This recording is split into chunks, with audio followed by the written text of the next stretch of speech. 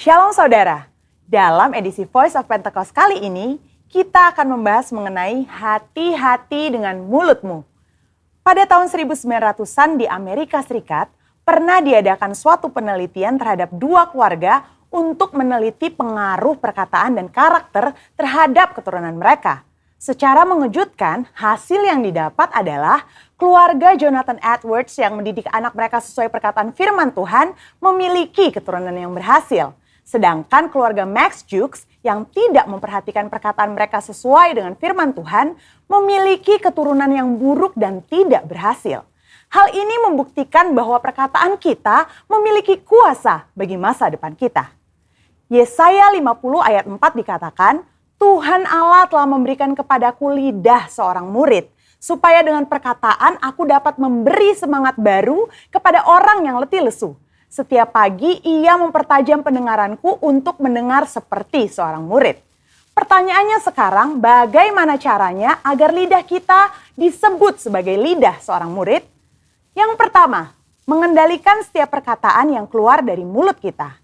Yakobus 3 ayat 5, 6, dan 8 berkata, demikian juga lidah, walaupun suatu anggota kecil dari tubuh, namun dapat memegahkan perkara-perkara yang besar. Lihatlah, betapapun kecilnya api, ia dapat membakar hutan yang besar. Lidah pun adalah api. Ia merupakan suatu dunia kejahatan dan mengambil tempat di antara anggota-anggota tubuh kita sebagai sesuatu yang dapat menodai seluruh tubuh dan menyalakan roda kehidupan kita. Sedang ia sendiri dinyalakan oleh api neraka. Tetapi tidak seorang pun yang berkuasa menjinakkan lidah. Ia adalah sesuatu yang buas, yang tak terkuasai, dan penuh racun yang mematikan. Hal ini harusnya menyadarkan kita bahwa dosa perkataan atau dosa lidah bukanlah sesuatu yang main-main. Daud sendiri menyatakan bagaimana dia memiliki tekad yang kuat untuk menjaga dirinya supaya jangan berdosa dengan lidahnya. Daud memberikan sebuah istilah menahan mulutnya dengan kekang, di mana kekang artinya melakukan kontrol, memegang kendali terhadap mulut atau perkataan kita. Memang bukan sesuatu yang mudah, tapi bukan merupakan hal yang mustahil karena dengan pertolongan dari Roh Kudus, kita pasti bisa melaluinya. Yang kedua, menyadari bahwa semua perkataan kita diperhatikan oleh Tuhan. Perkataan merupakan ekspresi hati dan ungkapan dari apa yang kita pikirkan. Tuhan melihat kita jauh ke lubuk hati kita yang terdalam. Ia mengetahui segala motivasi hati kita. Mungkin orang lain dapat kita bohongi dengan perkataan manis dan lembut yang sebenarnya hanya sekedar menutupi hati yang busuk atau pikiran yang jahat. Tapi Tuhan tidak dapat dibohongi. Daud menyatakan dalam Mazmur 139 ayat 4, sebab sebelum lidahku mengeluarkan perkataan, sesungguhnya semuanya telah kau ketahui, ya Tuhan. Dalam konteks dunia modern saat ini di mana media sosial menjadi salah satu sarana komunikasi yang dipakai untuk mengungkapkan ide, pendapat, komentar, informasi, bahkan curahan isi hati, jari-jari kita sebagai alternatif lidah atau bisa dikatakan sebagai lidah yang menuliskan perkataan kita di medsos juga harus kudus. Jangan sampai jari-jari kita mengetikkan pesan hoax, yaitu berita sembarangan yang tidak terbukti kebenarannya, apalagi yang menimbulkan perpecahan, kebencian, kebingungan, bahkan penyesatan bagi orang-orang yang membacanya. Yang ketiga, mulut kita senantiasa memperkatakan firman dan puji-pujian. Salah satu cara efektif untuk menjaga agar kita tidak salah menggunakan perkataan adalah dengan menggunakannya secara benar, yakni dengan cara senantiasa memperkatakan firman Tuhan dan puji-pujian kepada Tuhan di setiap waktu, di setiap keadaan, di setiap situasi kepada semua orang. Sambil kita memuji-muji Tuhan, ingatlah apa yang Tuhan nyatakan melalui Yakobus dalam suratnya. Jikalau ada seorang menganggap dirinya beribadah, tetapi tidak mengekang lidahnya, ia menipu dirinya sendiri. Maka sia-sialah ibadahnya. Sebagai contoh, bila kita mengalami suatu kejadian yang kurang baik, kita tetap memperkatakan ucapan syukur kepada Tuhan dan bukannya bersungut-sungut, karena firman Tuhan berkata, mengucap syukurlah dalam segala hal. Yang keempat, menyelaraskan perkataan dengan perbuatan kita. Dalam 1 Yohanes 3 ayat 18 dikatakan bahwa kita harus mengasihi bukan hanya dengan perkataan atau dengan lidah saja, tetapi dengan perbuatan dan dalam kebenaran. Perkataan adalah sesuatu yang nyata dan dapat didengar secara nyata. Namun, ketika perkataan diucapkan untuk menyatakan perasaan kasih kepada seseorang, hal tersebut bisa menjadi sesuatu yang tidak berarti apa-apa jika tidak disertai dengan perbuatan nyata seperti yang dikatakan. Misalnya, ketika kita berkata bahwa kita mengasihi Tuhan dengan segenap hati, namun kita malas beribadah atau malas melakukan firman Tuhan, maka perkataan kita tidak bermakna sama sekali. Kita perlu menyelaraskan perkataan dengan perbuatan kita. Dengan demikian, membantu kita untuk berpikir sebelum berkata-kata. Amsal 18 ayat 20-21 mengingatkan bahwa hidup dan mati dikuasai lidah. Oleh sebab itu, kita perlu memperhatikan apa yang kita ucapkan. Biar dari mulut kita hanya keluar kata-kata yang membangun, bukan menghancurkan. Menguatkan, bukan melemahkan. Ingat, Amsal 18 ayat 20-21 juga berbicara mengenai apa yang kita ketik di sosial media. Biar perkataan dan postingan kita memuliakan nama Tuhan. Saudara, untuk penjelasan lebih lengkapnya dari tim teologi kami, jangan lupa untuk buka link yang ada di atas atau scan QR Code yang tersedia. Salam integritas, Tuhan Yesus memberkati.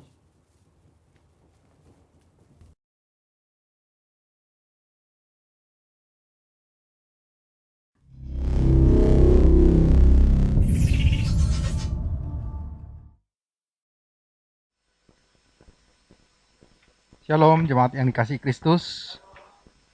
Selamat hari Minggu. Kita sama-sama bangkit berdiri. Kita akan mendeklarasikan Mazmur 91. Dalam lindungan Allah.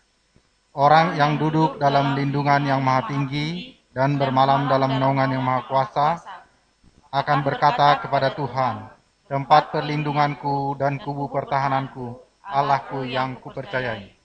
Sungguh dialah yang akan melepaskan engkau dari jerat penangkap burung, dari penyakit sampar yang busuk.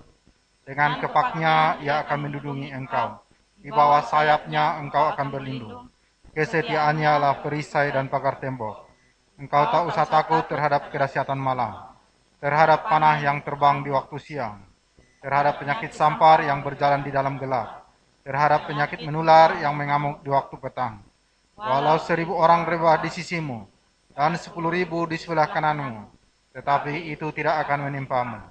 Engkau hanya menontonnya dengan matamu sendiri, dan melihat pembalasan terhadap orang-orang fasik. Sebab Tuhan ialah tempat perlindunganmu, yang maha tinggi telah kau buat tempat perteduhanmu. Malapetaka tidak akan menimpa kamu, dan tulah tidak akan mendekat kepada kemahmu.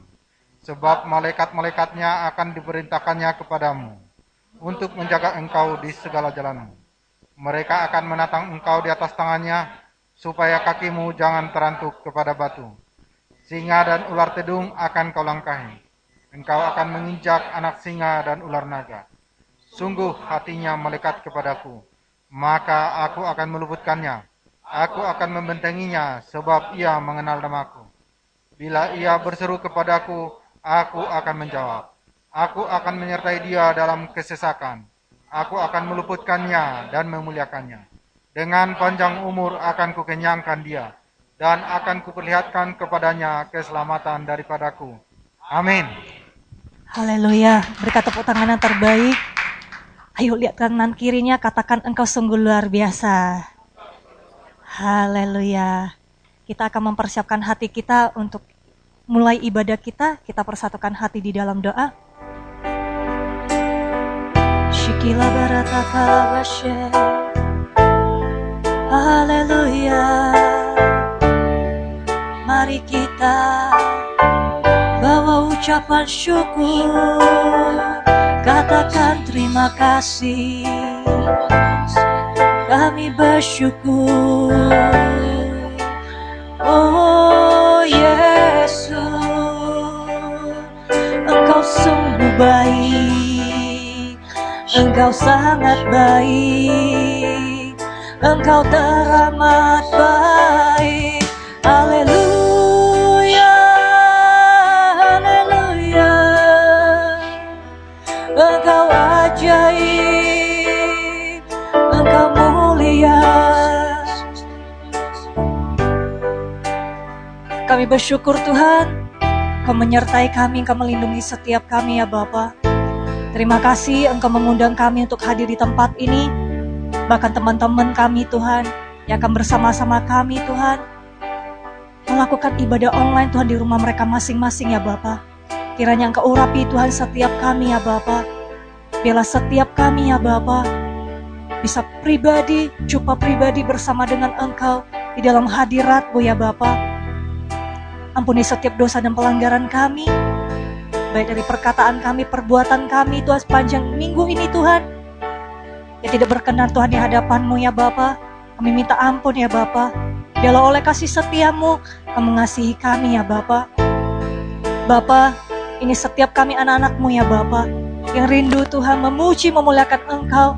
Bila pada saat kami memuliakan Engkau, pintu surga itu terbuka bagi setiap kami ya Bapa. Sehingga ya Bapa, semua Tuhan pergumulan kami, semua Tuhan beban kami ya Bapa, kami percaya ya Bapa, sehabis dari ibadah ini ya Bapa, kami akan mendapatkan kekuatan yang baru, semangat yang baru, kemenangan yang baru, bahkan kesembuhan, pemulihan itu terjadi di dalam hidup kami, di dalam nama Tuhan Yesus Kristus. Terima kasih ya Bapa, beracaralah di tengah-tengah kami percaya, kami sungguh percaya Engkau telah hadir Tuhan di tengah-tengah kami.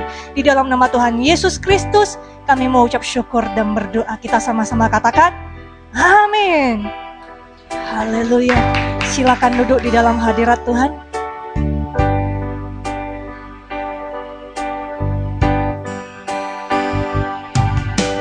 Tak terukur kasih-Mu Yesus, Kau telah mati gantikan diriku. Kau curahkan darah-Mu untuk tebus dosaku.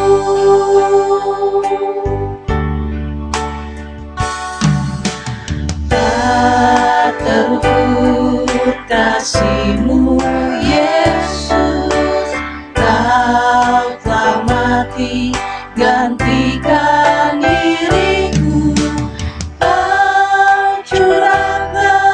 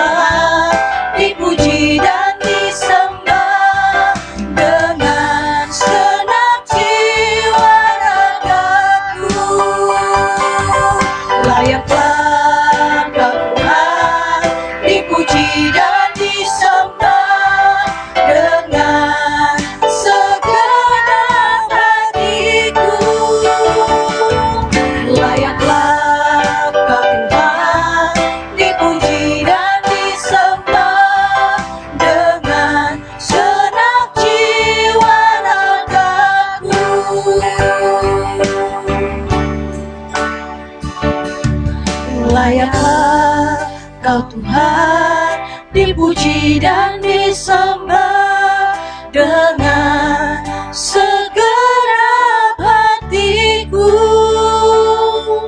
Layaklah Kau Tuhan dipuji dan disembah dengan senap jiwa ragaku.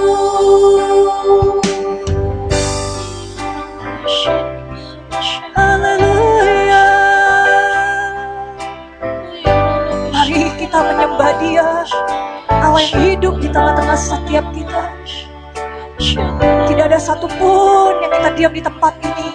Mari kita berkata-kata, mari kita memuliakan Dia. Katakan, Engkau sungguh baik, Engkau teramat baik, Engkau sangat baik Tuhan. Shikila barata kala barata kala barata kala basyakala bu. Shikila barata kala basyakala basyi.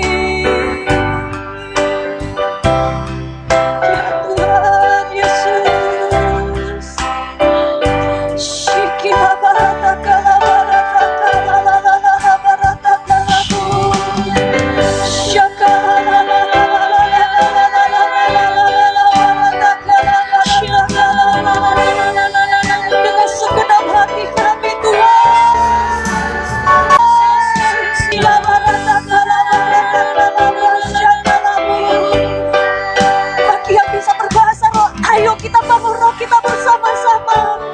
Jangan melihat kanan dan kiri. Dalam fokus kita hanya kepada Tuhan. Syakalalala barata kala barata kala basyakala bu. Shikila barata kala baba barata kala barata kala basyakala barata kala barata kala basyakala. Shikila barata barata kala barata kala basyakala bu. Syakala barata kala barata kala barata kala basyakala bu. Haleluya.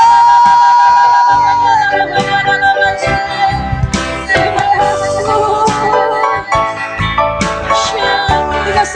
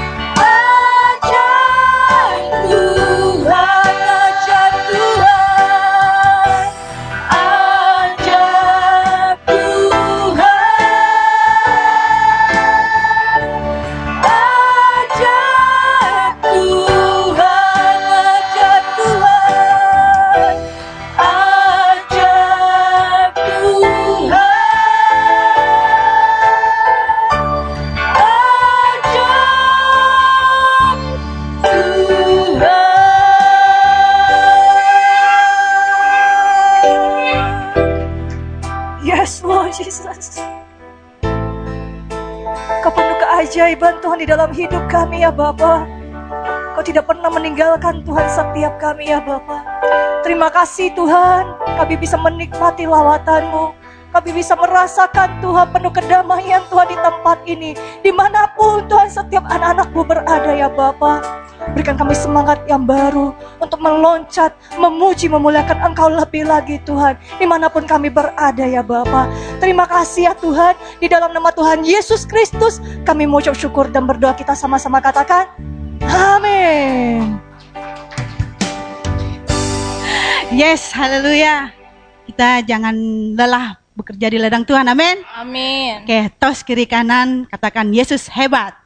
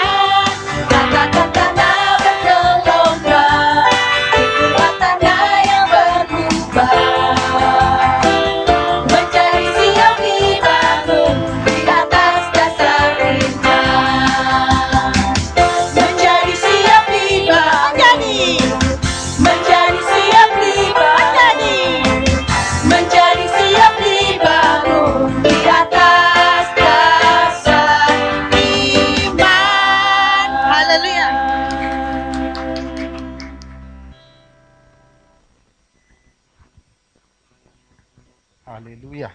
Kita akan sama-sama mendeklarasikan apa yang dimaksud dengan arti Pentakosta ketiga. 1.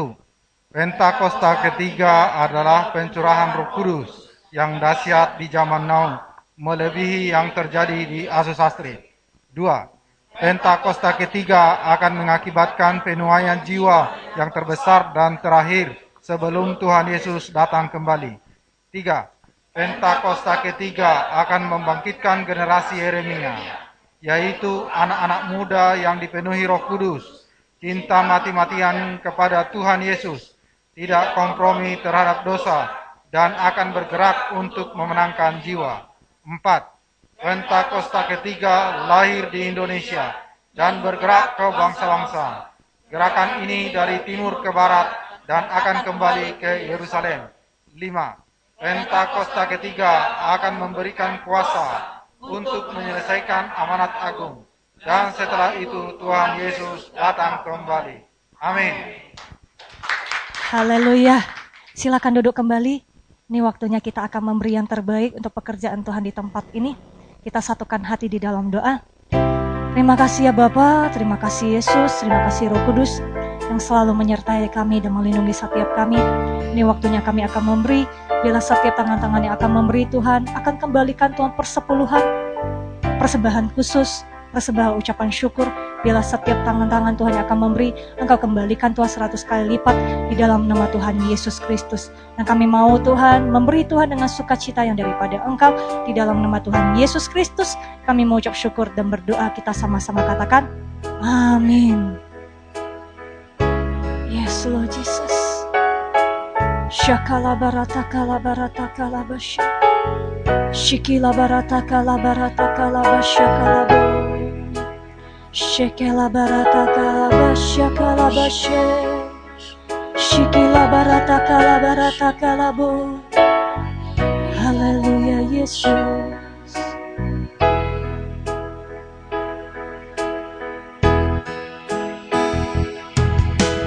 Meskipun tak ku mengerti apa yang ku alami, namun ku yakin Tuhan punya rancangan terbaik. Pertolonganmu datang darimu, Yesus yang ku percaya,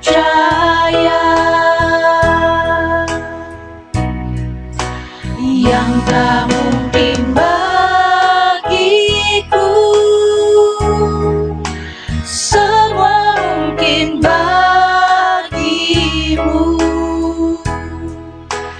Hanya Engkaulah jawaban hidupku.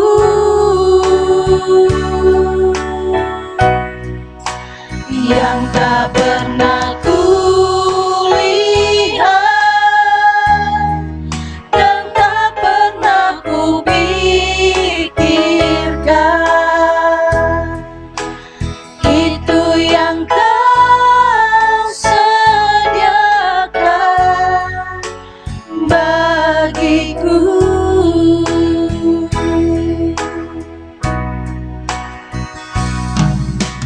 Meskipun tak ku mengerti apa yang ku alami,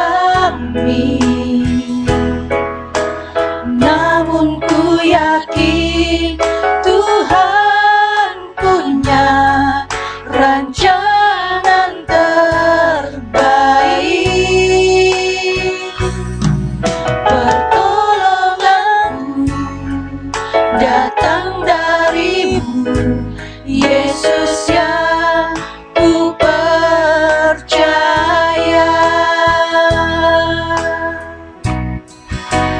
yang tak mungkin bagiku, semua mungkin bagimu. Hanya Engkaulah jawaban hidupku.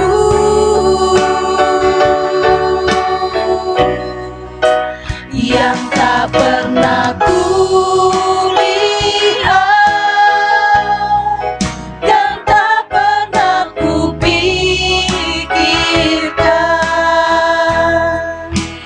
itu yang Kau sediakan bagiku.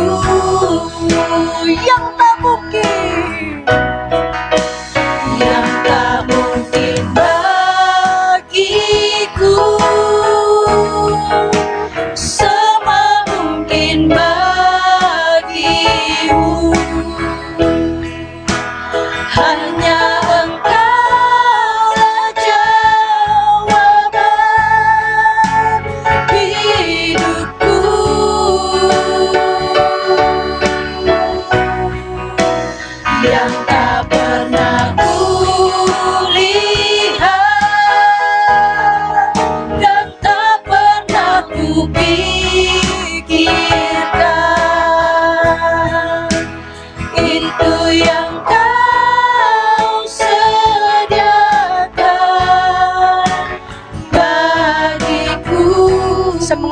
semuanya untuk bangkit berdiri.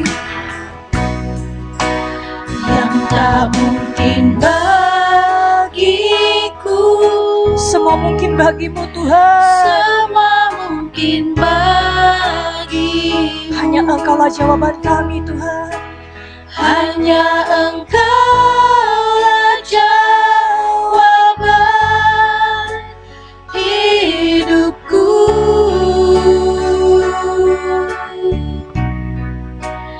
Yang tak pernah kulihat dan tak pernah kupikirkan, itu yang Kau sediakan bagiku. Yang tak pernah Tak pernah kuingat dan sama mungkin bagimu.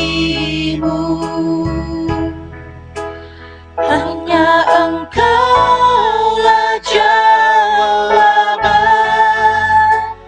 hidupku.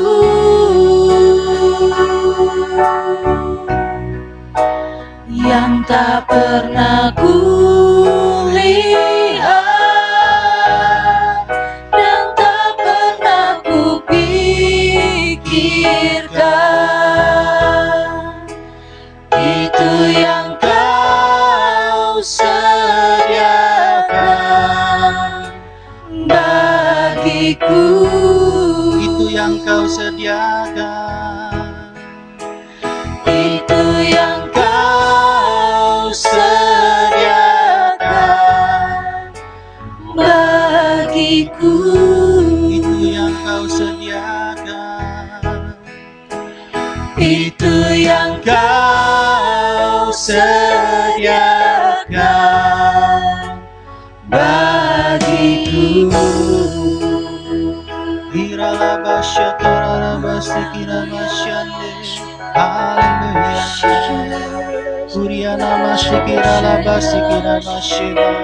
Haleluya. Haleluya. Kuriana mastikira la basikina masyande. Itakara basikina masyando. Engkau baik Yesus, terpujilah namamu Yesus, dimuliakanlah namamu, ditinggikanlah namamu. Engkau layak disembah Tuhan, Engkau layak dipuji Tuhan, Engkau layak Tuhan.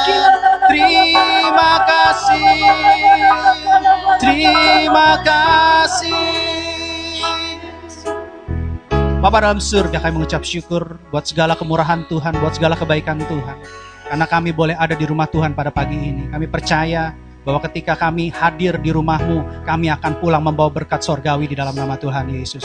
Urapi kami semua dengan Roh Kudus-Mu, buat kami mengerti, memahami, bahkan menjadi pelaku firman bagi hormat dan kemuliaan Tuhan di dalam nama Tuhan Yesus. Berikan hamba-Mu kata-kata yang sederhana, berikan kuasa otoritas sorgawi, sehingga ketika isi hati Tuhan disampaikan, ada pembaharuan secara sempurna buat anak-anak-Mu, untuk menjadi serupa segambar dengan Yesus, di dalam nama Tuhan Yesus. Terima kasih ya Bapak buat kebaikan-Mu.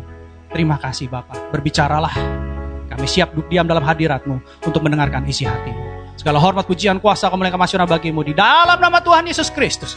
Kami mengucap syukur dan berdoa. Yang siap mendengar firman Tuhan sama-sama katakan, amin. Silakan duduk Bapak Ibu Saudara. Shalom. Puji Tuhan. Gimana kabarnya? Kalau di rumah Tuhan tidak ada letih lesu, amin. Karena letih lesu sudah diangkat Tuhan. Katakan yes. Puji Tuhan. Ya, sebenarnya saya mau bawakan satu khotbah, satu firman Tuhan yang dari dulu sudah dipersiapkan, tapi saya belum sempat untuk membawakan. Dan Tuhan mengingatkan kembali di hari-hari belakangan ini untuk mengingatkan kepada anak-anak Tuhan yang terkasih di tempat ini, baik nanti yang nonton online juga, gitu ya, untuk diperlengkapi. Yang mau diperlengkapi katakan yes. Puji Tuhan. Nah, kita akan langsung, karena firman-Nya cukup bagus dan waktunya terbatas, izinkan Roh Kudus untuk memberikan pelayanan firman yang berkualitas, baik dalam segi bobot dan juga segi waktu. Kita langsung buka Efesus 6 ayat 13. Efesus 6 ayat 13. Saya juga akan buka di kitab saya. Oke, sorry, kita mundur satu ayat di belakang biar lebih sempurna. Ke 12 dulu, ya, nanti baru ke 13. Demikianlah firman Tuhan. Karena perjuangan kita bukanlah melawan darah dan daging, tetapi melawan pemerintah-pemerintah, melawan penguasa-penguasa, melawan penghulu-penghulu dunia yang gelap ini, melawan roh-roh jahat di udara. Firman Tuhan pada pagi ini mengajarkan kita bahwa kita tidak cukup hanya sebagai anak Tuhan. Tidak cukup hanya sebagai anak yang berhati hamba. Tidak cukup hanya sebagai pelayan Tuhan. Tapi kita semua harus menjadi prajurit Tuhan. Karena masih ada perjuangan. Masih ada peperangan. Dan perjuangan kita, peperangan kita bukan melawan darah dan daging. Artinya perjuangan kita, perlawanan kita bukan terhadap manusia. Bukan terhadap sesama. Karena manusia terdiri dari darah dan daging. Tapi perjuangan kita, peperangan kita adalah melawan roh-roh yang jahat di udara.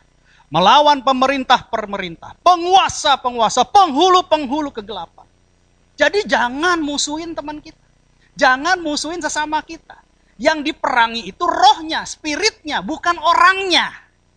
Kalau sampai kita melihat teman kita, teman pelayanan kita, anak kita, orang tua kita, pasangan kita, mungkin tidak berjalan dalam kebenaran atau di luar kebenaran, tapi memakai tanda salib kebenaran, jangan dimusuhin. Tetapi justru diperangi spiritnya, rohnya. Karena ada roh yang mengikat orang-orang ini. Nah ini yang harus diperangi. Bukan diperangi darah dan dagingnya. Bukan diperangi orangnya. Ya. Jadi ingat. Spiritnya yang kita perangi. Pak tapi susah Pak dibilang ini. Iya dengan caranya Tuhan. Nanti kita akan belajar dengan cara apa nih. Ya. Tapi yang jelas. Jangan perangi manusianya. Tapi perangi rohnya. Katakan kiri kanan. Perangi rohnya. Ya. Lanjut ayat 13. Ayat 13. Sebab itu, nah ini udah mulai dikasih tahu jalannya nih sama Alkitab. Sebab itu, ambillah seluruh perlengkapan senjata Allah. Ya. Supaya kamu dapat mengadakan perlawanan pada hari yang jahat itu, dan tetap berdiri. Katakan tetap berdiri. Sesudah kamu menyelesaikan segala sesuatu. Makanya tema khotbah pada hari ini adalah, ambil senjata Allah. Katakan kiri kanan, ambil senjata Allah. Yes, ambil senjata Allah ya. Supaya apa? Supaya kita tetap berdiri di hari yang jahat ini. Sampai kapan? Sampai segala sesuatunya selesai. Gak mungkin kita perang gak pakai apa-apa. Nah, makanya kemarin saya sudah bilang ke teman-teman di sini, pengerja di sini, ya, kalau mau perang, pastikan kita punya pasukan. Ya, itu di perjanjian lama. Di perjanjian baru dinyatakan bukan hanya punya pasukan, tapi punya persenjataan. Senjatanya nggak boleh senjata dari dunia, tapi harus memiliki senjata dari Allah. Karena roh-roh jahat ini tidak bisa mengalahkan kuasa Allah. Jadi senjatanya khusus nih, senjatanya khusus. Nah, supaya kita bisa mengadakan perlawanan, kita perlu senjata Allah. Kalau tanpa senjata, perlawanan kita sia-sia. Yang ada adalah kita ditawan. Saya minta tolong satu orang, mungkin Eko boleh ke mimbar bantu saya untuk mengilustrasikan. Sekarang saya mau tanya dulu. Ya, ayo silahkan ke sini. Beri kemuliaan dulu deh buat Tuhan. Gitu ya. Sekarang saya mau tanya. Kalau kita ditawan, kita dijajah, bisa nggak kita berontak? Bisa nggak kita melarikan diri dari tawanan dan jajahan? Bisa. Bisa? Yang bilang bisa angkat tangan. Yang bilang nggak bisa angkat tangan. Yang bingung lipat tangan. Nah, oke. Supaya kita nggak berontak, supaya kita nggak lari, diapain kalau kita ditawan? Dibelenggu, diikat. Oke kok. Ini ada tali. Ceritanya saya tawanan kok. Saya tawanan ya. Coba gimana ya. Gimana ya caranya kalau saya diikat ini? Mungkin satu orang bisa bantu saya lagi pegang mic. Mungkin ya Pak Kris ya. Jadi biar firmannya. Saya diikat. Nah, saya diikat. Wah, saya diikat ini. Nah. Supaya apa diikat? Supaya ketika saya ditawan, ketika saya dijajah, saya tidak bisa lari. Saya tidak bisa melakukan sesuatu melawan si penjajah ini. Gitu loh ya.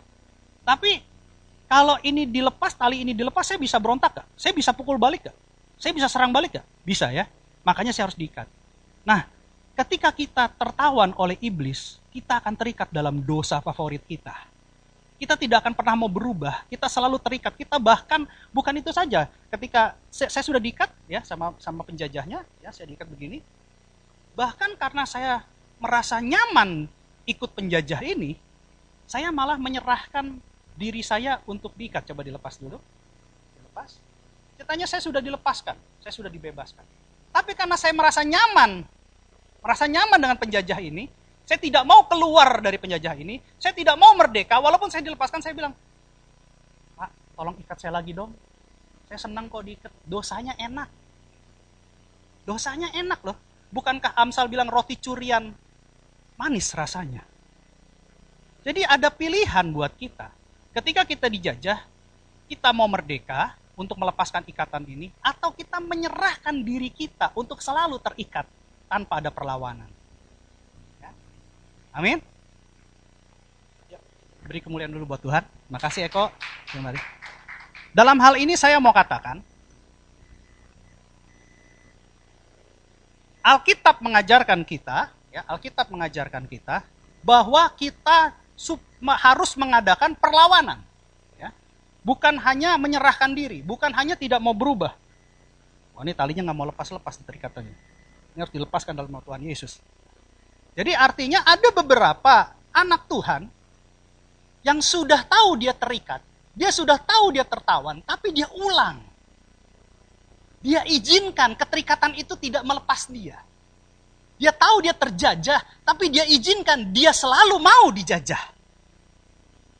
Alkitab tidak mengajarkan itu. Alkitab mengajarkan adakan perlawanan. Hari-hari sekarang makin jahat. Tuhan Yesus sudah mau datang. Iblis dengan tipu dayanya, dengan cara dustanya, ingin mengajarkan kepada anak-anak Tuhan, udah, kamu buat ini aja, enak kok, gak ada yang tahu. Gak ada yang tahu. Gitu loh. Tapi mereka lupa. Apapun yang kalian lakukan, Tuhan tahu. Ya. Jadi jangan biarkan diri Bapak, Ibu, saudara-saudari sekalian terikat, terjajah. Tapi izinkan Tuhan yang sudah memerdekakan kita, kita tetap berada dalam kemerdekaan di dalam Tuhan. Yang mengerti katakan amin. Lanjut ayat 14. Dikatakan begini, jadi berdirilah tegap. Katakan berdiri. Jangan tidur. Jangan duduk. Jangan santai, bilang. Ya. Tapi berdirilah tegak. Ya, berdirilah tegak. Berikat pinggangkan kebenaran dan berbaju jirahkan keadilan. Nah, ini saya lihat bahasa aslinya, nih saya penasaran. Apa maksud dari satu ayat ini terdiri daripada dua senjata Allah, dua senjata pertama Allah. Kenapa digabungkan? Kenapa tidak dipisah per ayat? Pasti ada tujuannya, pasti ada maksudnya, pasti ada pewahyuannya. Jadi saya coba pelajari bahasa aslinya. Ya. Berikat pinggangkan kebenaran, itu kebenarannya dalam bahasa Inggrisnya saja. Saya tidak ajarkan bahasa Yunaninya, karena di sini bukan STT, di sini adalah gereja. Ya. Itu truth. Ya, arti daripada truth, itu kan kebenaran ya. Tapi berbaju jirahkan keadilan, di sini bahasa asli keadilan bukan truth, tapi righteousness. Righteousness itu bisa berarti kebenaran atau dibenarkan. Saya sudah teliti karena perbedaan antara truth dan righteousness itu beda-beda tipis. Tapi nanti dari aplikasinya itu berbeda.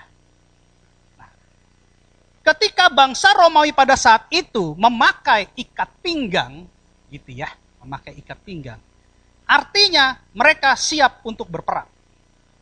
Ikat pinggang adalah untuk menaruh senjata perang. Pedangnya gitu ya.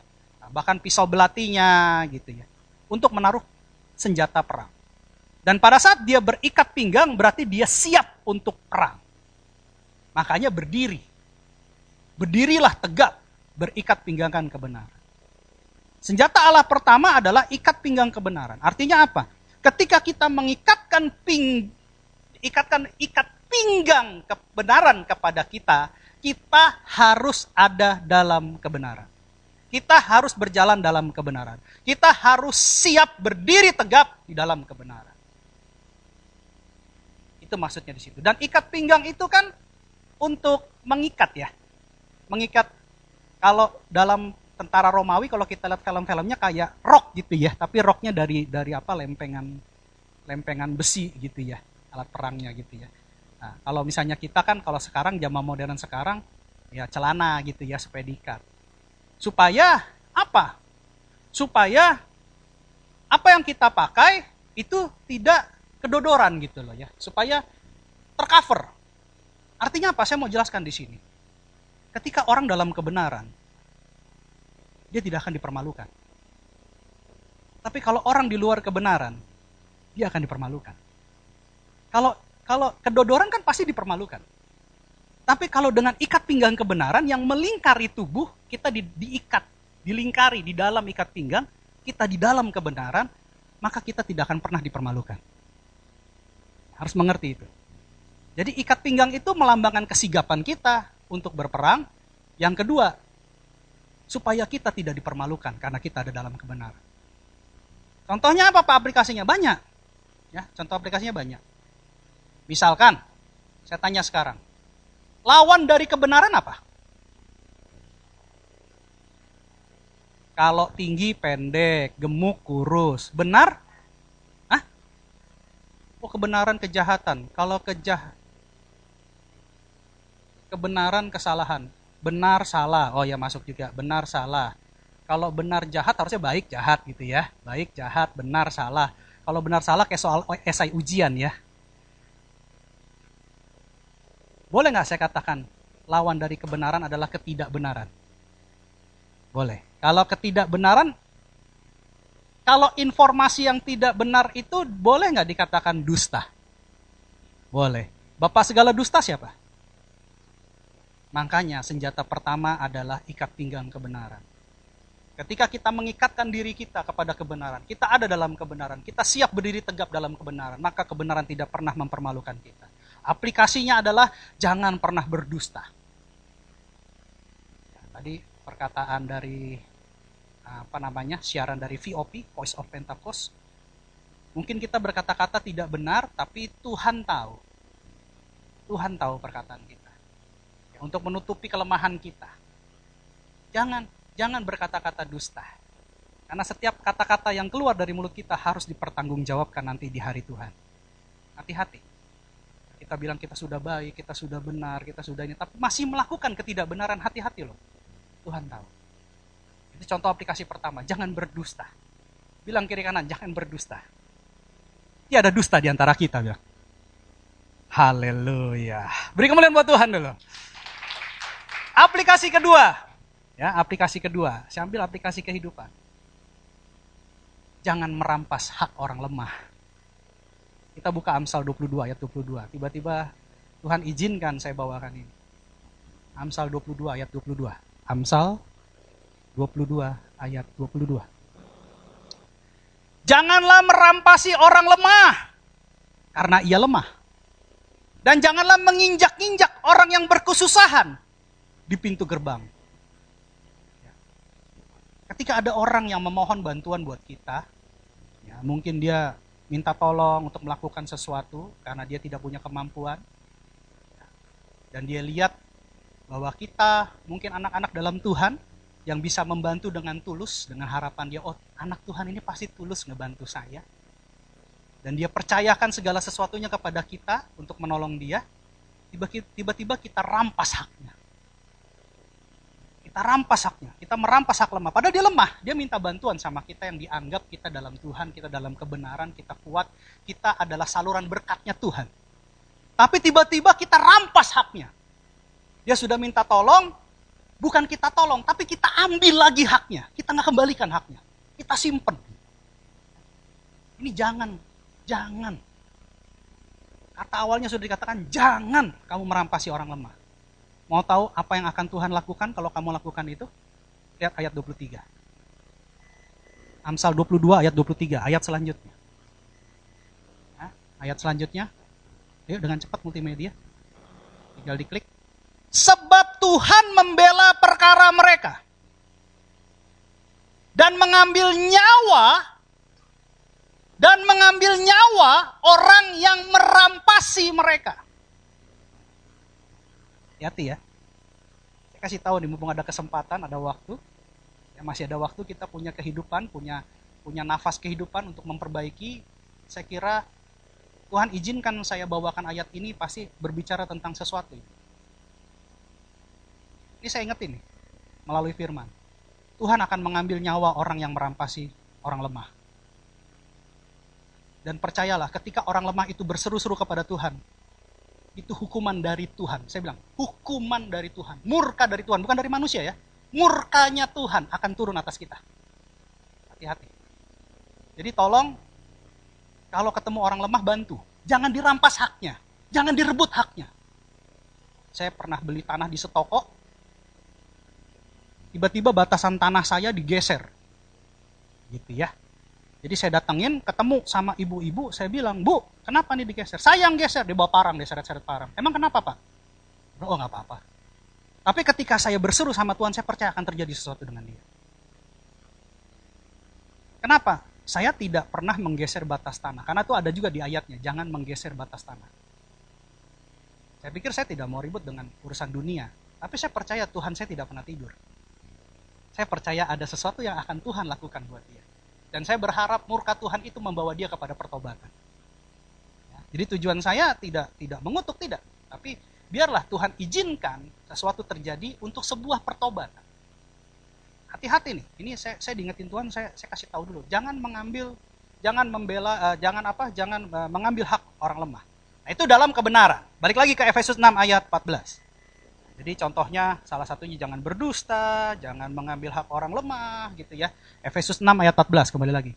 Nah, ketika kita mendapatkan senjata Allah, yaitu berikat pinggang kebenaran, karena kita ada dalam kebenaran, kita melakukan kebenaran, kita berdiri tegap dalam kebenaran, walaupun semua orang bilang, nggak usah kamu lakukan itu, nggak ada yang tahu. Tapi enggak, sekali Yesus tetap Yesus. Saya punya Yesus dalam diri saya. Yesus adalah jalan dan kebenaran dan hidup. Saya mau jadi contoh, saya mau memiliki karakter Kristus. Ketika kita berdiri tegap dalam kebenaran, maka ada senjata Allah yang berikutnya, yaitu berbaju jirahkan keadilan. Tapi kalau boleh saya katakan dalam bahasa aslinya, berbaju jirahkan kebenaran. Buat apa? Ketika kita dalam kebenaran, ada satu kuasa, ada satu power, ada satu kekuatan dari kebenaran itu yang menganugerahkan kita baju jirah. Baju jirah ini apa? Baju jirah ini adalah baju peperangan. Baju peperangan yang terdiri dari lempeng-lempeng besi yang dihubungkan dengan kawat pada saat itu. Sehingga ketika ada panah-panah api si jahat, atau tombak atau apapun, ketika dia mau tusuk badannya, itu tidak tembus karena ada baju jirah. Ada perlindungan, baju perlindungan dari besi-besi, dari plate. Nah, baju jirah ini untuk melindungi apa? Untuk melindungi organ-organ vital tubuh. Ada jantung, ada hati. Kalau orang kena jantungnya mati, orang kena hatinya mati. Makanya jagalah hatimu dengan segala kewaspadaan. Nah, Tuhan berikan nih baju jirah, ada senjata Allah dari Tuhan yang namanya baju jirah kebenaran. Ketika kita punya baju jirah kebenaran, maka hati kita terlindung.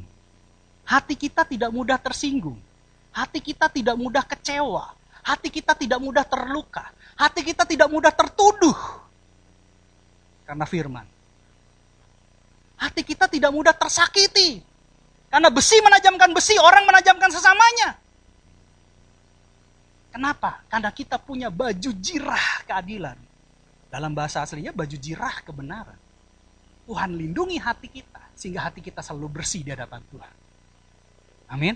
Ini senjata kedua. Apa yang disebut senjata ketiga? Ayat 15. Oh sebentar. Saya tiba-tiba diingetin Tuhan. Oke, baju jirah keadilan ini, baju jirah kebenaran ini, dia menjaga hati kita, melindungi hati kita. Sekarang saya mau tanya, iblis bisa nggak menguasai hati kita? Yang bilang bisa, angkat tangan dulu, saya mau lihat dulu. Yang bilang tidak bisa, angkat tangan. Oke, saya mau tanya.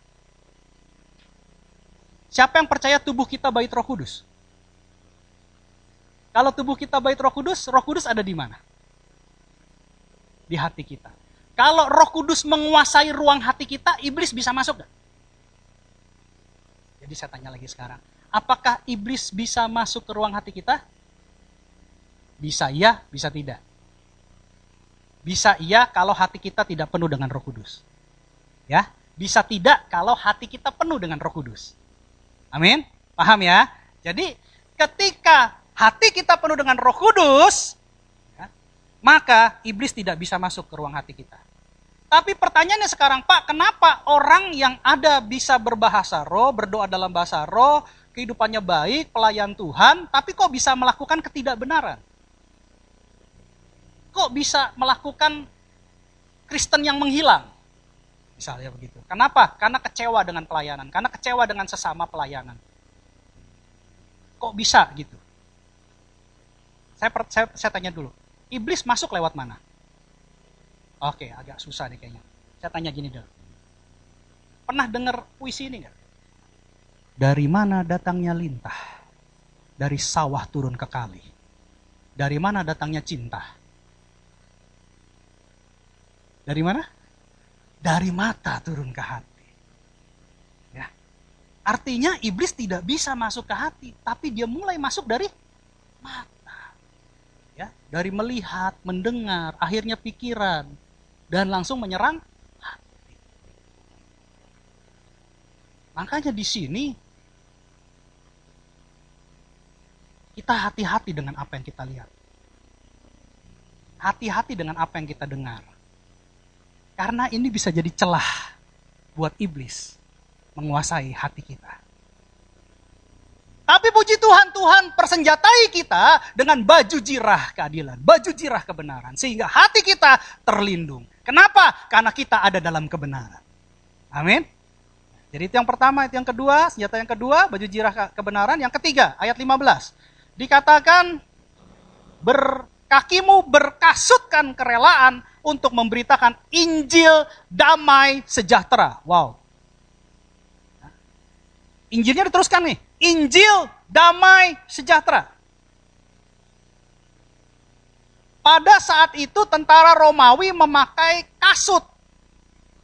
Kasut ini bahasa apa ya? Setahu saya sih bahasa Malaysia, Melayu nih kasut kita. Bahasa Indonesianya itu sepatu. Gitu ya. Sepatu.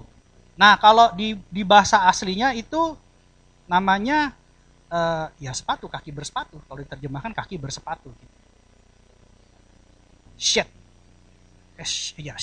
Shed foot gitu ya. Jadi kaki bersepatu. Nah yang jadi pertanyaan adalah bentuknya seperti apa pada zaman itu? Jadi sepatu zaman itu tidak ada yang mereknya Bata.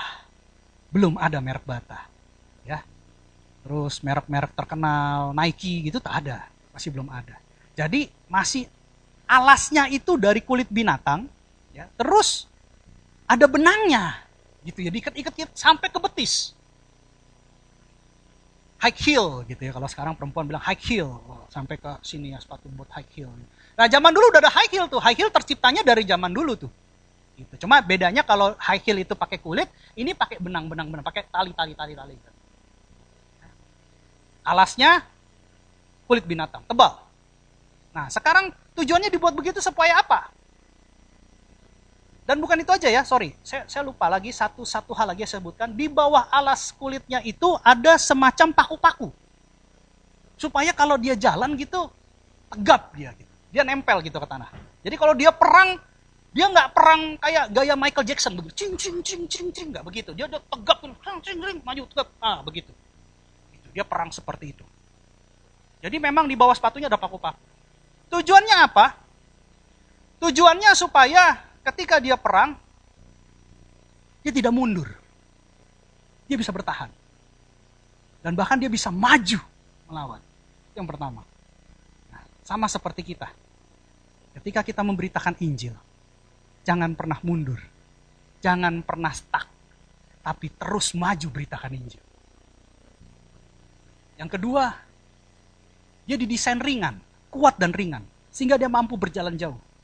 Tidak capek. Memberitakan Injil, jangan hanya sebatas, hanya kepada keluarga. Tapi kalau bisa, Yudea dan Samaria. Bukan hanya Yerusalem. Tetangga kiri kanan beritakan Injil. Kalau kita lihat anak-anak Tuhan yang gak pernah ke gereja, beritakan Injil. Orang-orang yang perlu mujizat kesembuhan, beritakan Injil. Injil damai sejahtera. Beritakan. Gitu ya. Bahkan tujuan untuk tentara Romawi pakai kasut, itu supaya kakinya terlindung dari batu-batu tajam. Tujuannya apa kasut itu? Kasut itu juga melindungi kita dari luka. Jangan sampai kita beritakan Injil ditolak langsung terluka. Nggak mau nginjilin lagi. Tertolak. Jadi memberitakan Injil itu dengan kasut kerelaan supaya apa? Supaya kaki kita jangan terluka. Terus beritakan Injil. Walaupun tertolak, beritakan Injil. Karena benih firman Tuhan yang ditabur tidak akan pernah sia-sia. Katakan amin. Selanjutnya, kasut ini melindungi kita, kaki dari tentara Romawi untuk menginjak kotoran. Tujuannya apa? Jangan sampai beritakan Injil tapi terjebak dalam dosa. Ada orang yang memberitakan Injil, mengatasnamakan Tuhan, tetapi sebenarnya untuk hawa nafsunya sendiri. Ada orang memberitakan Injil, katanya Injil damai sejahtera, tapi ingin memanfaatkan orang tersebut. Ada kotoran, ada ketidaktahiran. Makanya kita harus punya senjata ketiga, yaitu kasut kerelaan. Sepatu kerelaan. Ketika kita memberitakan Injil, kita tulus memberitakan Injil. Itu yang ketiga. Untuk melawan siasat si jahat pada hari-hari yang jahat ini. Bagaimana dengan senjata keempat? Lanjut, senjata yang keempat. Tadi kasut ya, sepatu. Dalam segala keadaan, pergunakanlah perisai iman. Sebab dengan perisai itu, kamu akan dapat memadamkan semua panah api dari si jahat. Ini kata-katanya dalam nih. Zaman itu ada dua perisai pada saat itu.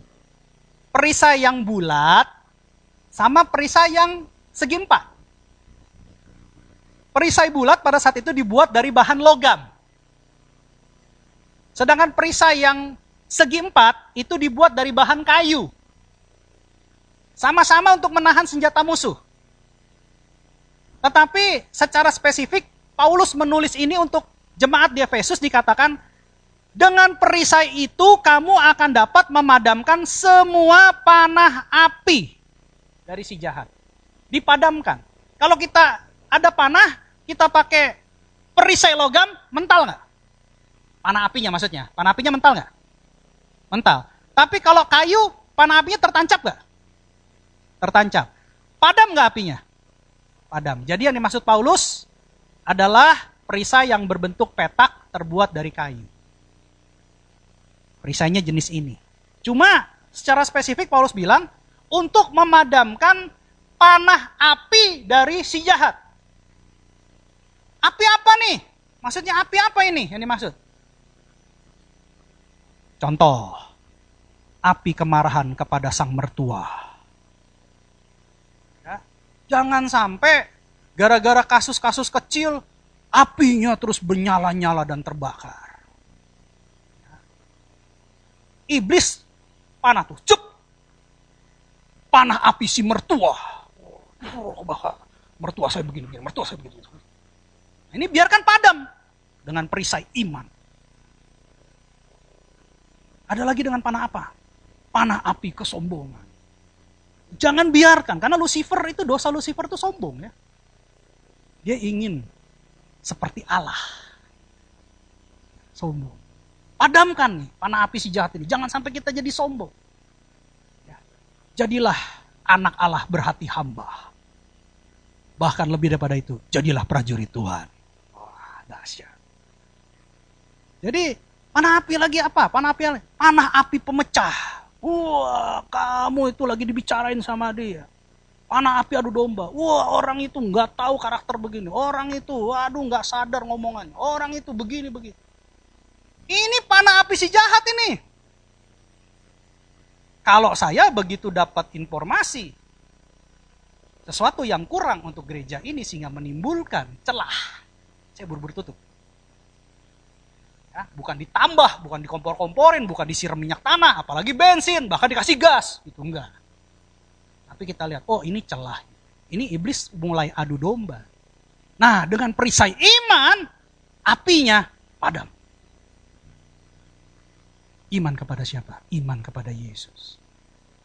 Ketika kita percaya sepenuhnya kepada Yesus, maka percayalah, Yesus yang ada dalam diri kita akan memberikan hikmat-hikmat khusus untuk memadamkan panah api si jahat. Jadi kita harus punya perisai iman. Itu yang keberapa? Senjata yang keempat. Senjata kelima, lanjut di ayat 17. Dikatakan begini. Dan terimalah ketopong keselamatan dan pedang roh, yaitu firman Allah. Nah ini gak boleh diputus nih, ini ayatnya terputus. Yaitu firman Allah, ayat 18. Saya sambung biar ngerti. Dalam segala doa dan permohonan, titik. Itu baru selesai. Balik lagi ke 17. Jadi ada satu kalimat yang terpotong, nanti malah terjemahinnya susah. Dan terimalah ketopong keselamatan dan pedang roh, yaitu firman Allah dalam segala doa dan permohonan. Itu baru titik, kalimatnya ditutup. Ada senjata kelima namanya ketopong keselamatan. Ya, ketopong keselamatan itu bentuknya seperti apa? Helm. Helm, tapi mereknya bukan Advent. Ya, kalau Advent banyak yang hilang. Tapi bener ya Advent ya, betul ya helm Advent. Ya kan betul ya. Nah, helm yang banyak sering hilang di Batam, helm Advent. Ya. Makanya kadang-kadang orang Batam punya helm Adventnya ditutup sama gambar tempel atau dihapus. Tapi terimalah ketopong keselamatan, ketopong keselamatan. Ketopong ini kayak helm, bentuknya dari baja, gitu ya.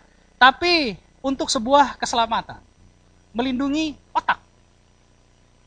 Kita bisa gerakin tangan, ya, karena perintah dari otak. Kita bisa pegang mic karena perintah dari otak. Kalau batang tengah otak mati, BTO mati, maka orang itu akan seperti zombie. Dia hidup tapi tidak bisa beraktivitas. Kalau orang sudah kena BTO, batang tengah otak itu mati, dia hakikatnya sudah mati sebelum dia mati. Paling bahaya tuh, sakit paling bahaya itu.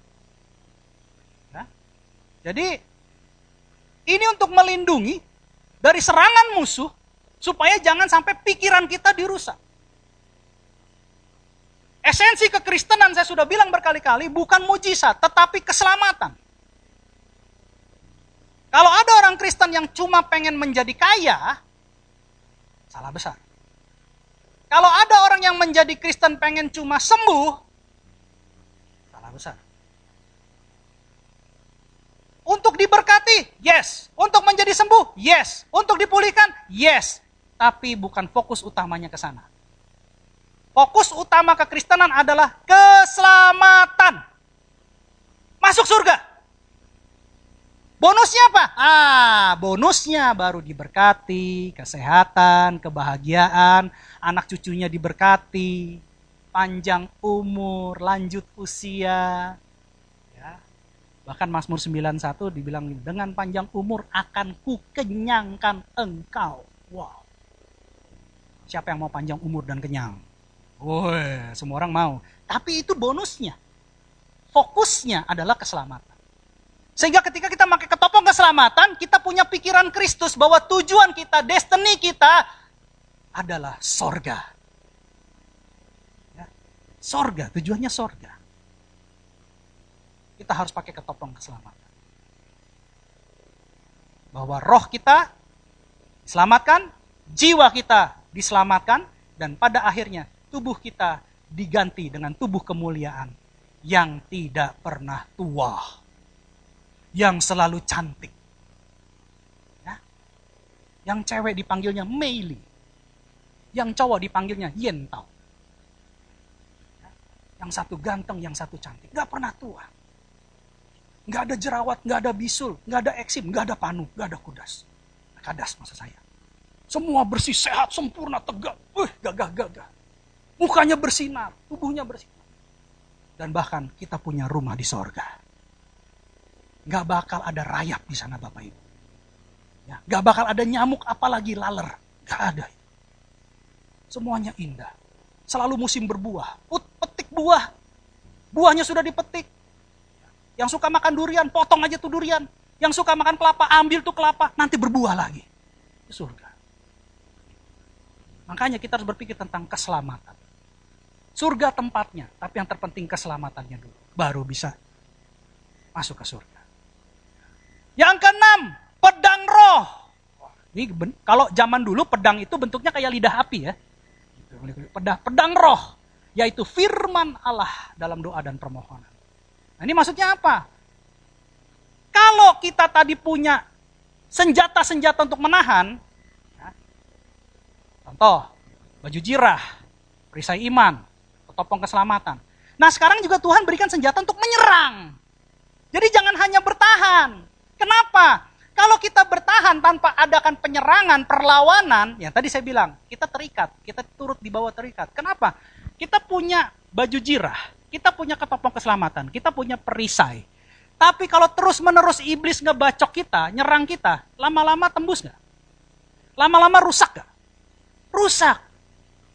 Jadi kita nggak boleh tuh hanya berdiam diri. Ini adalah pelayan Tuhan yang diurapi. Saya ini sudah lulus HMC. Saya sudah lulus KOM 200. Nilai saya terbaik. Bahkan saya sudah pernah ikut seminar laki-laki sejati, Pak. Saya ini sudah punya banyak senjata Allah. Tapi pertanyaannya ketika kamu tidak pernah melawan, kamu tidak pernah maju untuk perang, kamu hanya berdiam diri dengan pegang perisai, tang teng, coba begitulah. Lama-lama perisaimu hancur. Lama-lama baju jirahmu tembus. Lama-lama ketopong helmmu diketok terus sama pedang pecah. Tapi ketika kamu berusaha untuk melawan balik, bahkan mematikan si iblis dengan pedang roh, yaitu firman Allah, ya, dalam bahasa Yunaninya bukan logos. Perkataan Allah logos, tapi dalam bahasa Yunaninya bahasa aslinya rema di sini. Artinya firman Allah yang kamu lakukan gitu ya. Jadi bukan hanya perkatakan, bukan hanya perkatakan, tapi lebih daripada itu, perkatakan dan lakukan. Ya, makanya dikatakan dalam doa dan permohonan. Artinya ketika kita berdoa, kita memohon, kita juga harus bertindak. Maka percayalah, iblis akan mati. Kuasa iblis akan hancur. Dan firman Allah, yaitu firman Allah yang hidup, ya dan amin, akan terjadi dalam hidup kita. Amin. Jadi ada 6 senjata Allah yang harus kita ambil.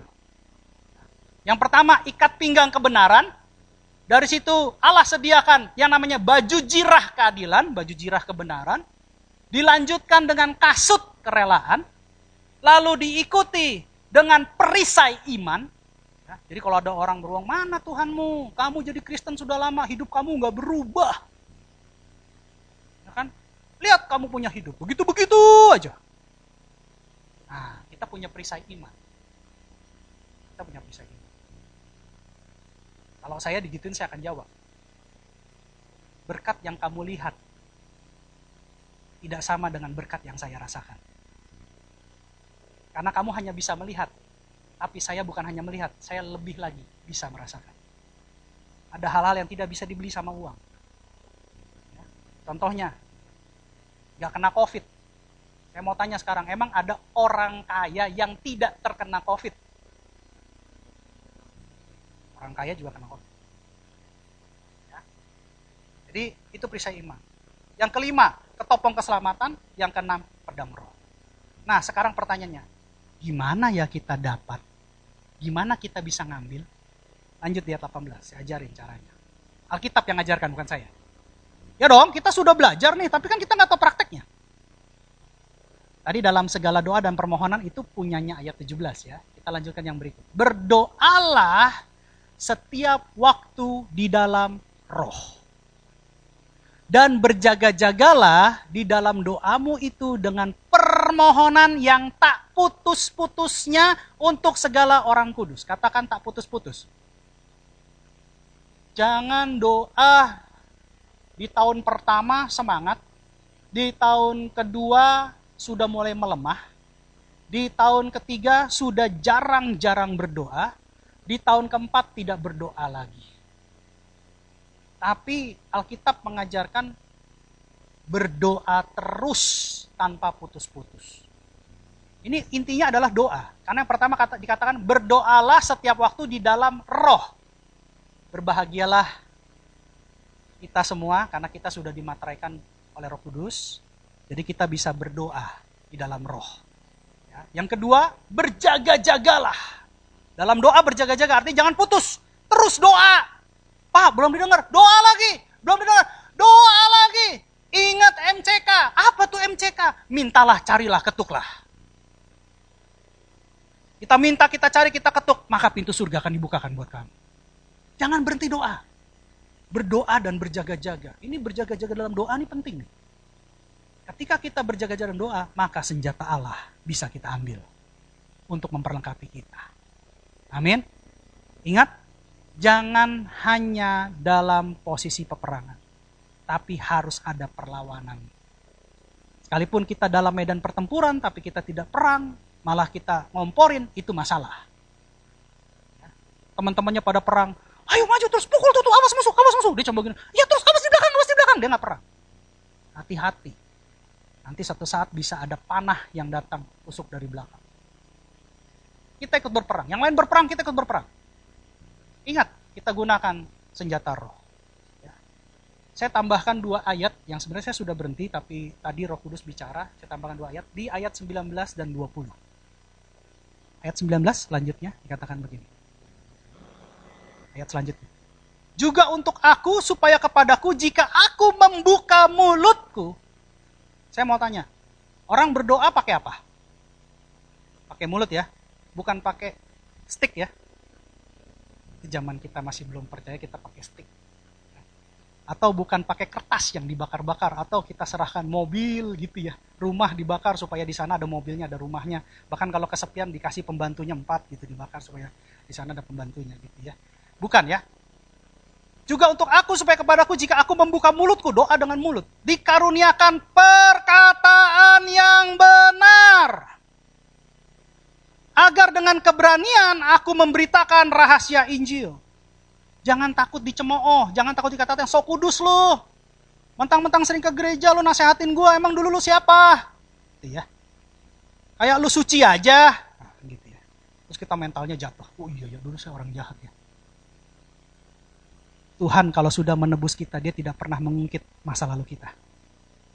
Kalau dia bilang, it's finished, selesai, tetelestai, sudah selesai. Masalah kita dengan Tuhan sudah diselesaikan. Selesai. Gak usah diungkit-ungkit masa lalu. Iblis biasanya ungkit-ungkit masa lalu. Gak usah. Ya? Kita punya keberanian dengan perkataan yang benar. Jadi gunakan perkataan kita dengan perkataan kebenaran. Ya. Lanjut ayat 20. Pak, saya nggak berani pak, doa aja saya gemetar. Yang kulayani sebagai utusan yang dipenjarakan. Jadi Paulus tulis surat ini dalam penjara Bapak Ibu. Berdoalah supaya dengan keberanian aku menyatakannya sebagaimana seharusnya aku berbicara. Saya berdoa pada saat ini, roh keperkasaan, roh keberanian dalam pemberitaan Injil mengalir kepada anak Tuhan tempat ini dalam nama Tuhan Yesus. Musik saya undang maju ke depan.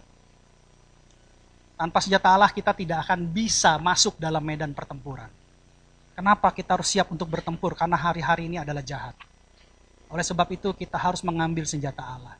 Untuk mengambil senjata Allah, rahasianya adalah doa. Doa di dalam roh dan dengan permohonan sungguh-sungguh tanpa terputus. Percayalah, percayalah. Apa yang kita minta dari Tuhan, Tuhan akan berikan senjata Allah. Dan ketika kita miliki senjata Allah itu, iblis tidak akan mampu berperang melawan kita. Ingat, dalam medan pertempuran, jangan izinkan kita tertawan. Jangan izinkan kita kalah, tapi adakan perlawanan. Amin. Bapak Ibu, saya undang untuk bangkit berdiri, kita nyanyikan satu lagu.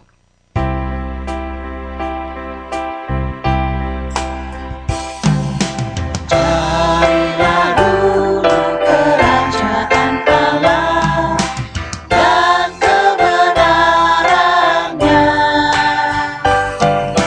maka semuanya akan ditambah padamu. Haleluya, haleluya. Carilah dulu. Carilah dulu kerajaan Allah dan kebenarannya, maka semuanya akan ditambah padamu. Haleluya, haleluya, haleluya,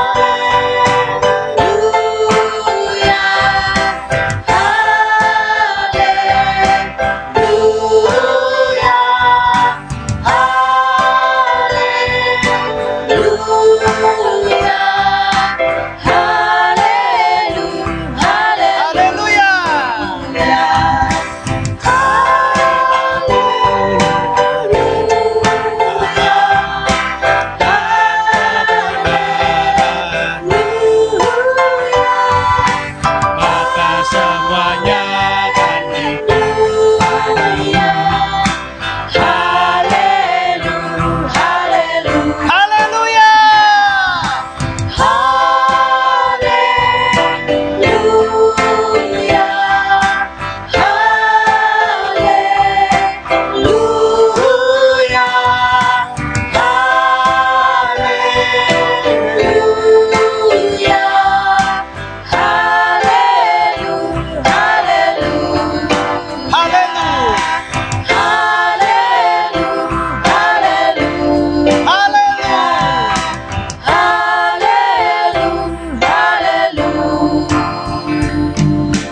Beri kemuliaan buat Tuhan. Terima kasih Aba Bapa buat kebenaran firman-Mu yang Kau berikan pada kami pada hari ini. Kami percaya Aba Bapa, sudah waktunya anak-anak-Mu mengambil senjata Allah yang sudah Kau persiapkan buat kami. Sehingga kami boleh melakukan perlawanan di hari-hari yang jahat. Dan kami bisa menyelesaikan segala sesuatunya sampai Engkau datang. Bapa dalam surga, mampukan anak-anak-Mu. Berikan dia otoritas dan kuasa sorgawi. Sehingga tanda-tanda orang percaya menyertai anak-anak-Mu di tempat ini dalam nama Tuhan Yesus. Kami percaya dengan senjata Allah yang Kau berikan, mereka akan keluar sebagai pemenang. Mereka akan menyelesaikan tugas mereka.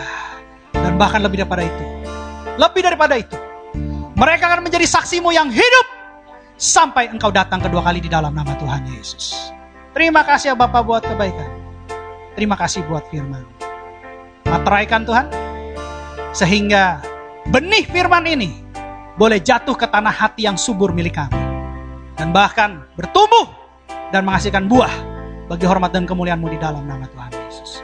Terima kasih Bapak. Segala hormat, pujian, kuasa, kemuliaan, kemasyuran bagi-Mu. Dalam nama Tuhan Yesus Kristus, kami mengucap syukur dan berdoa.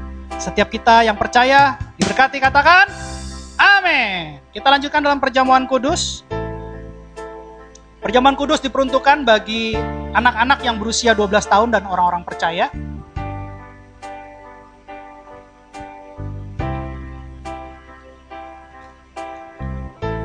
Setiap kali kita masuk perjamuan kudus, kita akan ingat ayat ini. Sebab setiap kali kamu makan roti ini dan minum cawan ini, kamu memberitakan kematian Tuhan sampai Ia datang. Perjamuan kudus adalah perjamuan Tuhan Yesus sendiri. Setiap kali kita masuk dalam perjamuan kudus, kita dipersatukan dengan Yesus, supaya kita ingat akan karyanya di kayu salib. Karena dia, karena pengorbanannya buat kita yang seharusnya berdosa dan upah dosa adalah maut, diselamatkan oleh dia dengan cara dia yang menggantikan kita di kayu salib. Semua karena kemurahan Tuhan, semua karena kebaikan Tuhan, semua karena kasih Tuhan buat kita. Oleh sebab itu, sebelum kita masuk ke dalam perjamuan kudus, untuk menerima berkat yang sempurna dari Tuhan Yesus, kita koreksi diri kita masing-masing. Kalau sampai ada Roh Kudus yang mengingatkan kita, mungkin ada dosa, ada kekecewaan, ada kemarahan, ada kebencian, ada dendam, ada masalah yang belum diselesaikan di hadapan Tuhan. Saat ini juga kita minta ampun sama Tuhan. Kita minta ampun. Jangan ingat lagi Tuhan dosa kami. Ampuni kami. Ingatlah kami oleh karena kasih setia-Mu. Ingatlah kami Tuhan. Ampuni kami. Ampuni kami Yesus. Tolong Tuhan, ampuni kami. Ampuni kami. Mohon ampun. Mohon ampun atas segala dosa dan salah kami. Ampuni kami. Yesus.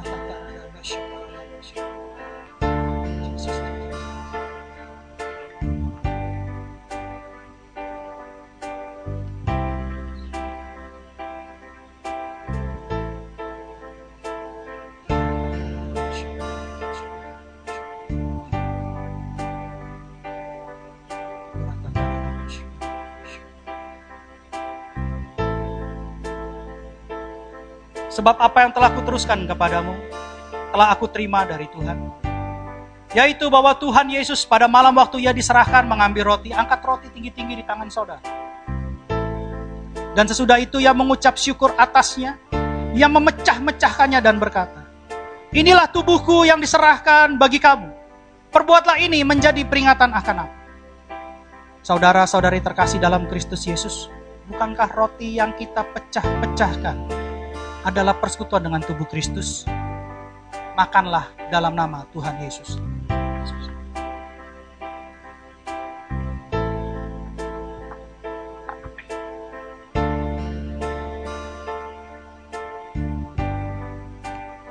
Angkat cawan tinggi-tinggi di tangan saudara. Demikian juga ia mengambil cawan sesudah makan lalu berkata, cawan ini adalah perjanjian baru yang dimateraikan oleh darah. Perbuatlah ini setiap kali kamu meminumnya menjadi peringatan akan aku. Saudara-saudara terkasih dalam Kristus Yesus, bukankah cawan yang kita minum dengan ucapan syukur adalah persekutuan dengan darah Yesus? Minumlah dalam nama Tuhan Yesus.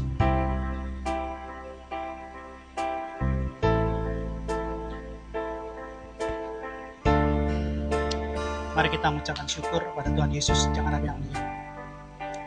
Terima kasih Yesus, terima kasih Yesus. Kami bersyukur kepadamu Aba, buat kebaikan-Mu, buat kasih-Mu kepada kami. Terima kasih Yesus, terima kasih, terima kasih, terima kasih.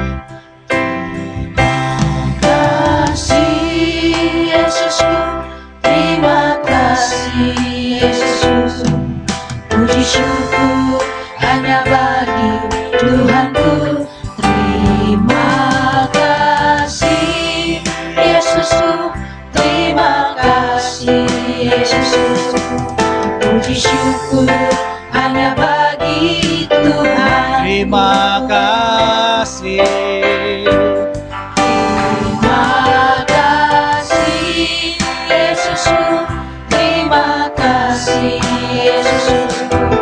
Puji syukur hanya bagi Tuhanku. Terima kasih Yesusku, terima kasih Yesus. Puji syukur hanya bagi Tuhan. Puji syukur, Puji syukur hanya bagi Tuhan. puji syukur. Puji syukur hanya bagi Tuhanku. Kirata karada basya karala basi kirara basyande. Haleluya. Kuriara basti kirala basya. Haleluya. Bapak kira kau berkati anak-anakmu. Kami percaya bahwa api Pentakosta ketiga menyala buat mereka semua di dalam nama Tuhan Yesus. Ada semangat baru, ada kasih mula-mula yang baru, ada hati yang baru, dan bahkan hati yang baru yang diberikan Tuhan adalah hati yang gembira di dalam nama Tuhan Yesus. Berkati melalui perjamuan kudus ini, mereka boleh menerima kesehatan secara sempurna dalam nama Tuhan Yesus. Bahkan kami perkatakan, oleh bilur-bilur Yesus, oleh bilur-bilur Yesus, oleh bilur-bilur Yesus, segala sakit penyakit sembuh dalam nama Tuhan Yesus. Terima kasih Aba Bapa. Terima kasih buat segala sesuatu. Mari kita buka kedua tangan kita dan pintu hati kita selebar-lebarnya di hadapan Tuhan untuk menerima berkat yang terbaik dari Tuhan. Kekasih-kekasih Kristus, sama seperti engkau membuka kedua tanganmu dan pintu hatimu di hadapan Tuhan, pintu surga saat ini juga terbuka di hadapanmu. Pulanglah dan bawalah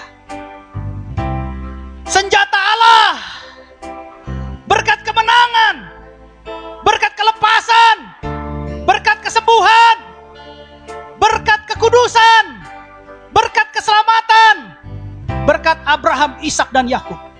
Bahkan shalom dari Allah Bapa kita di surga oleh Tuhan kita Yesus Kristus dan persekutuan yang manis bersama dengan Roh Kudus mulai saat ini sampai Tuhan Yesus sendiri yang akan menjemput kita di awan-awan yang permai.